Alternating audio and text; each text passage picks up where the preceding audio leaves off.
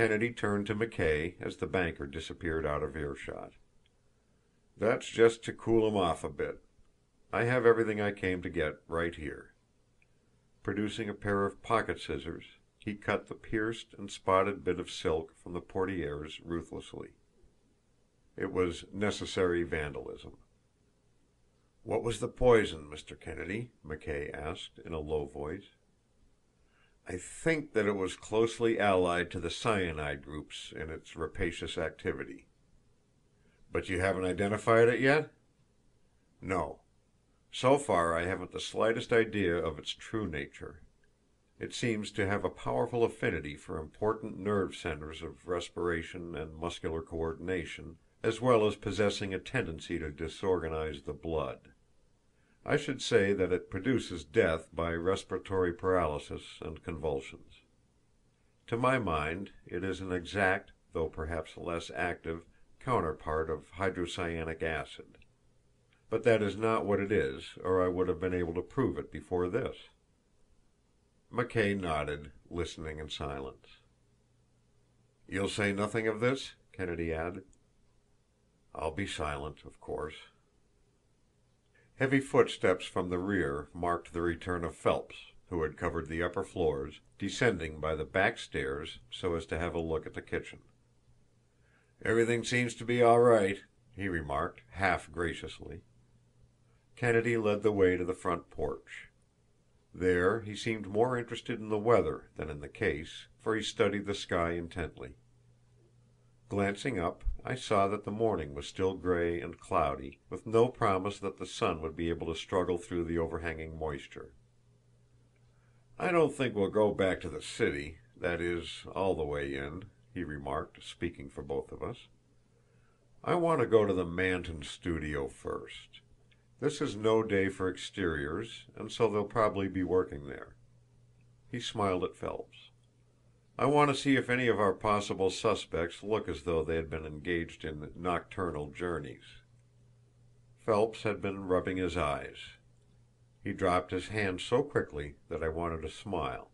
Then, to cover his confusion, he promptly offered to drive us in. McKay at the same time volunteered his car. Kennedy accepted the latter offer. As he thanked the banker, I wondered if any suspicion of that individual lurked in the back of his mind. Phelps certainly had made a very bad impression upon me with his antagonistic attitude, with his readiness to transform every question into a personal affront. "Just one other thing, Mr. Phelps," exclaimed Kennedy, as we were about to descend to McKay's car. "Why did you wish the scenes in The Black Terror actually taken in your library?"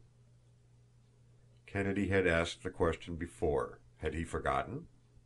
I glanced at the banker and read the same thought in his expression. "I'm proud of my library, and I wanted to see it in pictures," he replied after some hesitation and with a little rancor. "Not to save money?" "It would be no appreciable saving." "I see." Kennedy was tantalizingly deliberate. "How long have you held the controlling interest in Manton Pictures, Mr. Phelps?" In surprise, "nearly a year." "You could have had your library photographed at any time then, simply by stating your request as you did in this case. In that year there have been pictures which would have served the purpose as well as this, better, in fact, because in this picture the library seems to be dark almost altogether. In other stories there probably were infinitely better chances for the exhibition of the room. Why did you wait for The Black Terror?"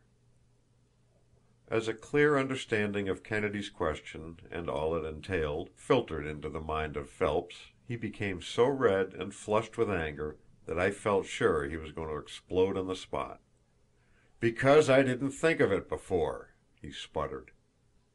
"You said the situation in the picture business made it necessary for you to stay in town. Is there any trouble between Manton and yourself?" "Not a bit."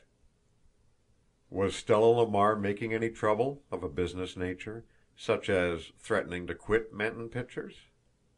"No." Phelps's eyes now were narrowed to slits. "Are you sure?" With a great effort, Phelps achieved a degree of self-control. He forced a smile. His remark, presumed to be a pleasantry, I knew masked the true state of his feelings. "As sure, Mr. Kennedy," he rejoined, awed by Kennedy's reputation even in the full flood of his anger, "as sure as I am that I'd like to throw you down these steps." Chapter 13.